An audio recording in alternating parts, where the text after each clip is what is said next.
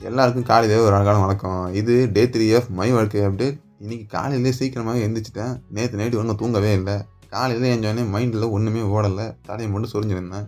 அதுக்கப்புறம் நம்ம நண்பர் வந்து காலையிலே சீக்கிரமா வந்தா, வாங்களேன் ஒரு டீ குடிச்சு வர சொன்னாரு. நமக்கு டீ குடிக்கிற பழக்கம் கிடையாது. அவருக்கு ஒரு டீய வாங்கிட்டு, நம்மளும் அடுத்து என்ன பண்ணலாம்னு சொல்லிட்டு யோசிச்சுனே உட்காந்துருந்தேன். அதுக்கப்புறம் தான் முக்கியமான விஷயம் ஞாபகம் வந்துச்சு. நேத்து நம்ம ஃப்ரெண்டு நம்மகிட்ட ஒரு ஹெல்ப் கேட்டிருந்தாங்க.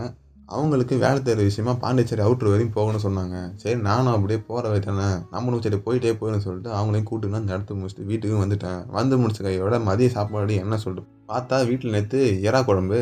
சரி அதையும் ஒரு புடி புடிச்சுட்டு வீட்ல நேத்து மாம்பழம் வாங்கியிருந்தாங்க.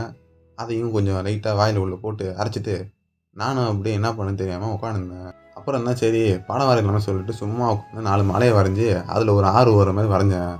வந்து மேல பார்த்தா வானம் அவ்வளோ அழகா இருந்துச்சு. அங்கேயே கொஞ்ச நேரம் இருந்துட்டேன். சரி அம்மா சாயங்காலமா ஒரு வெளிய பாண்டி வரையும் போற வேலை இருக்கு. வந்துருடா அப்படின்னு சொன்னாங்க. நானும் அந்த வேலைய முடிச்சுட்டு வீட்டுக்கும் வந்துட்டேன். வந்து வக்கையோட சாப்பிட்டும் முடிச்சாச்சு. அப்படியே மொட்டை மாடிக்கும் கிளம்பிட்டேன். நம்ம அங்க தான் எப்பயும் தூங்குவோம். அதனால அங்கேயே எடுத்து பாய் தலகாணி செட்டப் பண்ணிட்டு, நானும் அப்படியே என்னோட நாள இன்னைக்கு முடிச்சுக்கிறேன். போயிட்டு வரேன் நண்பர்களே. பத்திரமா எல்லாரும் இருங்க. டாட்டா.